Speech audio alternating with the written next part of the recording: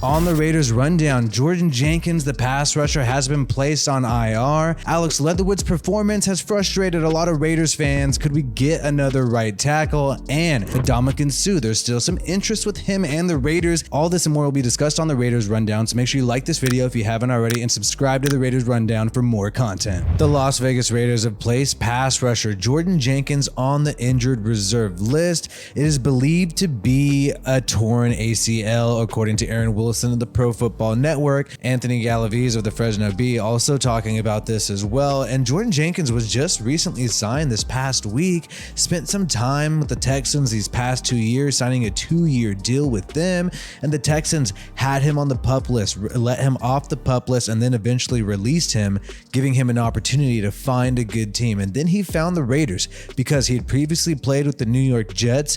You heard Josh McDaniels kind of rave and praise Jordan Jenkins by saying, I used to go up against this guy in the AFC East. I know what it's like to game plan against this guy, and he's a great player.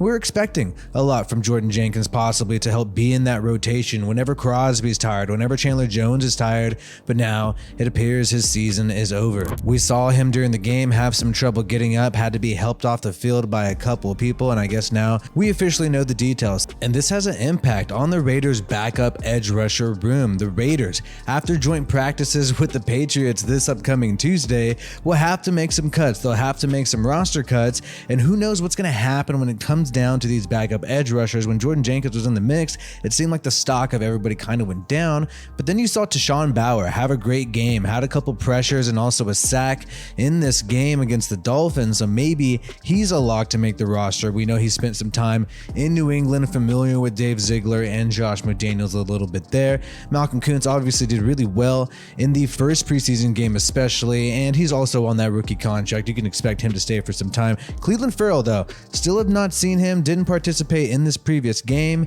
really hasn't been around since July 30th, and the injury is undisclosed, so we don't know exactly what is going on with Clelin Ferrell. And because Jordan Jenkins does have a torn ACL, you can probably assume his season is done, but for future players who go on injured reserve, there is an opportunity for them to come back. The rules have kind of changed slightly this year, where now a player just has to miss 4 games when they're on IR, and then they can return up to 2 times a season, and you can only do this with 8 players on your team for the entire year. So 2022 rules are a little different. This is according to the Arizona Cardinals website.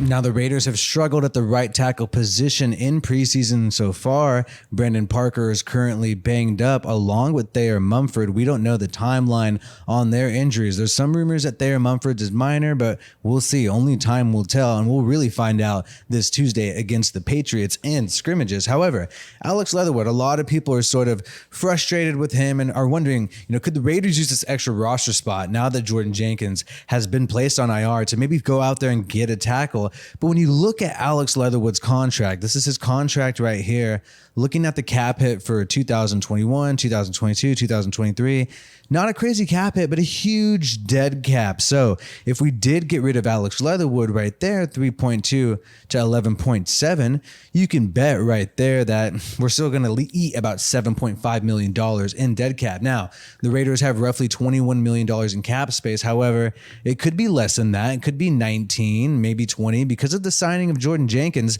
that money still counts against the cap. We don't know exactly how much Jordan Jenkins was making. So let's just say the Raiders have, $20 million in cap space.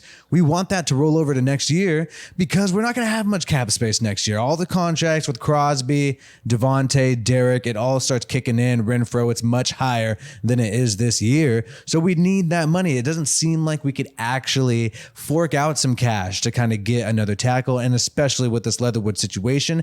So I know some people are frustrated with him, and here's the thing. I'm not going to say Leatherwood's done. I'm not going to say that he's the future, but I am going to say I hope he works out. I root for him to work out, and I think Raiders fans rationally should root for Leatherwood to work out because financially we have to have him work out. So according to Tashawn Reed of The Athletic, Ndamukong Suh is still interested in the Raiders, and the Raiders are still interested in him. The problem is his price is too high. According to his report, it seems like Ndamukong Suh wants roughly $9 million a year, and like I said a little bit earlier, the Raiders probably have, let's just say generously, $20 million in cap space.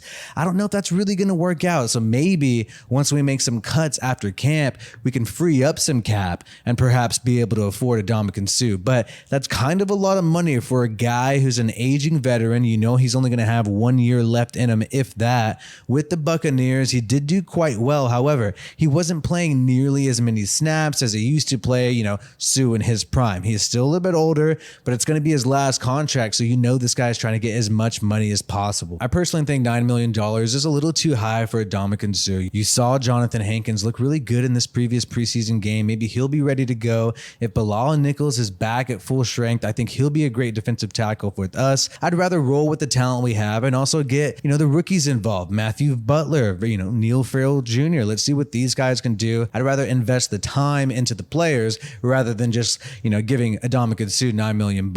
We will be live this Tuesday talking more about the Las Vegas Raiders on this channel, so make sure you turn on notifications so you don't miss it. Hey, my name is WiFiWillie of the Raiders Rundown. Peace out, and I hope you have a good one.